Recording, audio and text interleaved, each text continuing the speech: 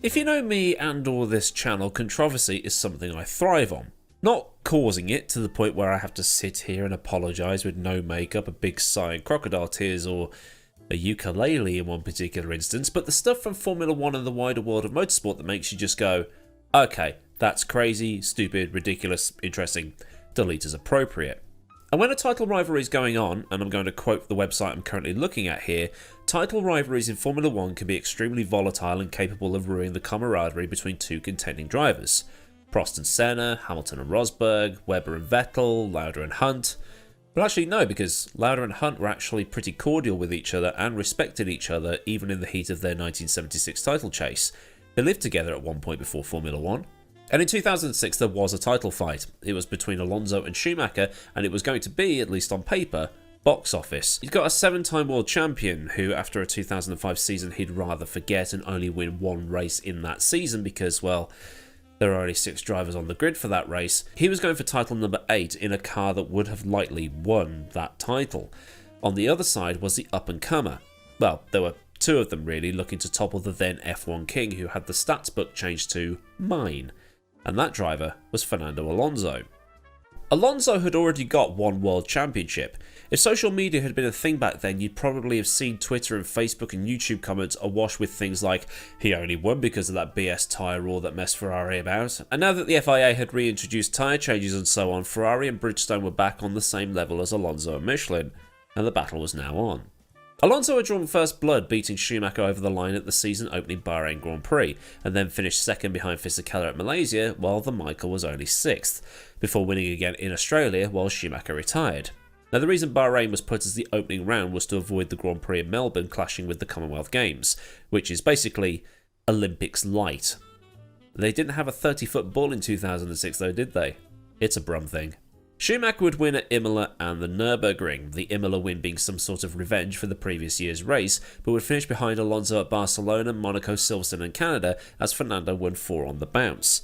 It then seemed to flip in favour of the Michael as he'd win 3 in a row at Indy, Manicourt and Hockenheim, while Alonso was 5th, 2nd and 5th, with the chaotic Hungarian Grand Prix ending that run. And there's also a video to do for another day because Jensen winning that race and having his eyes on stalks is a memory I'll have forever. And actually, as an aside here, the Monaco win for Alonso was made a lot easier thanks to Michael being dumped to the back of the grid for that Rascasse parking job that he claimed was an accident.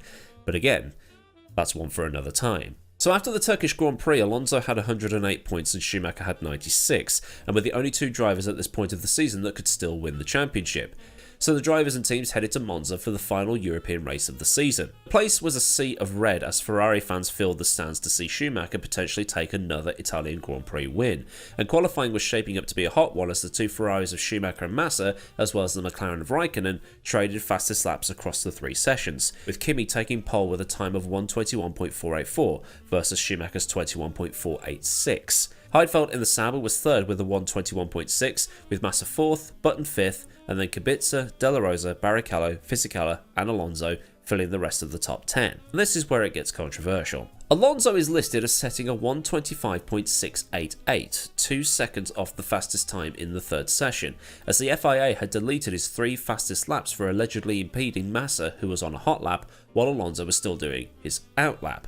Now, unfortunately, finding actual footage of this is limited to the 2006 F1 season review video, but in the brief clip that they have in that review video, you see Massa following Alonso, and Alonso is driving at full speed to make sure he gets to the start line before the session time expires, with Alonso managing to cross that line with about 3 seconds to spare.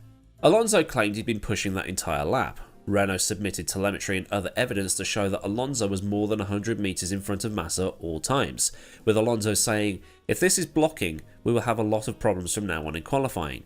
I don't know how we will race today if this is the minimum distance." Alonso hadn't helped himself in that qualifying session either. He'd picked up a puncture going down an escape road and the flailing tyre had caused rear bodywork damage which would have slowed him down.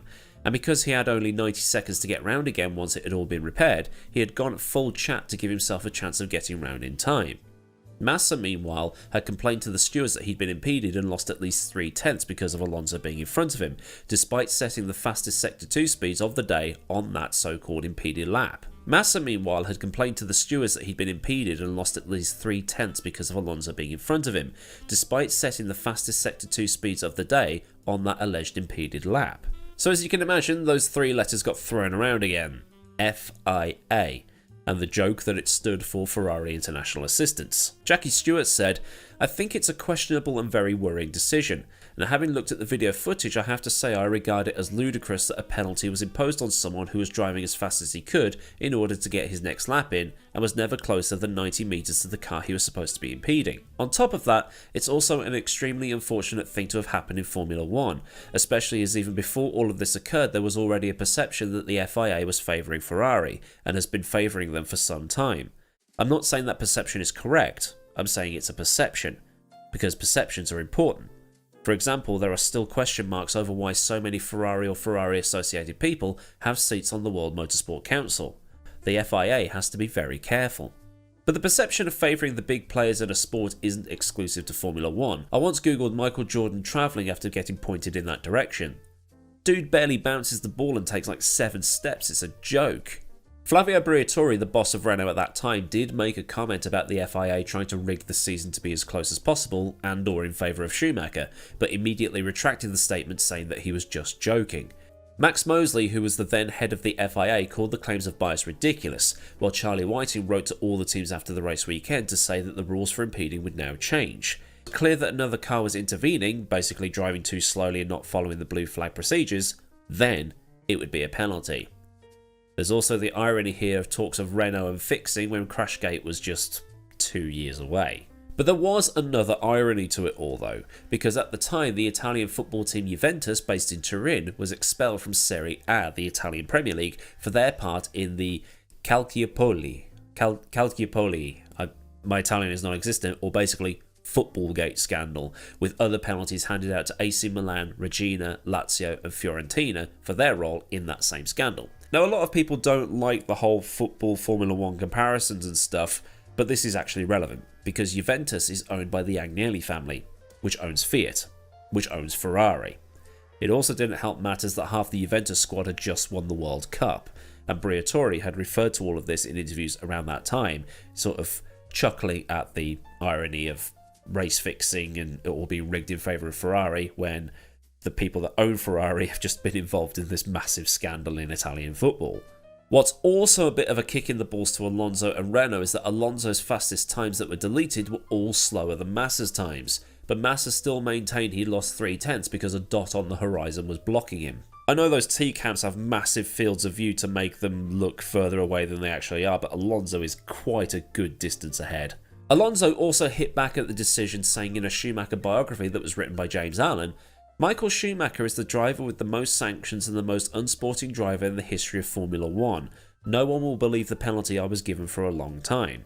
But at the same time, comments made by Max Mosley when the penalty was issued could easily be taken out of context, as he believed that Schumacher was penalised too harshly for overtaking under red flag conditions, while what Alonso did to another driver, which was way more dangerous in the eyes of Mosley, was left unpunished. So it's that whole, oh, you just got him here because you didn't get him there thing that we discussed with the whole 1994 British Grand Prix saga. But it was all pointless in the end, because on lap 44, which is a number associated with a guy Alonso would have a few headaches with over the next season in another case of turbo irony, the Renault pulled to the side of the road with a smoking engine. And with Schumacher winning the race, it was 10 points gained for the Michael and none for Alonso, which brought Schumacher back into the title even more, meaning that there were just 2 points in it with 3 races left to run. And after the race, Schumacher, who had just taken win number 90, announced his retirement. The 2006 season seemed then to just be tit-for-tat penalties, and comparing it all to more modern times, it seems that only the names giving them out have changed and nothing else. Yes, it set up a tantalising end to a close-fought season, but you can have that without offering out penalties that just look a bit dumb. So then, a look at the controversial Italian Grand Prix penalty for Fernando Alonso. If this has been something new for you or opened up some old wounds, then do like the video so I know I've done a good job. And for more stuff like this, get subscribed with the bell on so you never miss out. Massive thanks as ever to the kind folk at Patreon for the support and the channel members too. And if you want to support me at a more personal level, there's a link to Patreon in the description along with links to Discord and socials. There's also the join button under this video as well as a button for super thanks if you just want to buy me a coffee. So until next time, I've been AdmiralLaWind, have a great day wherever you are, and goodbye.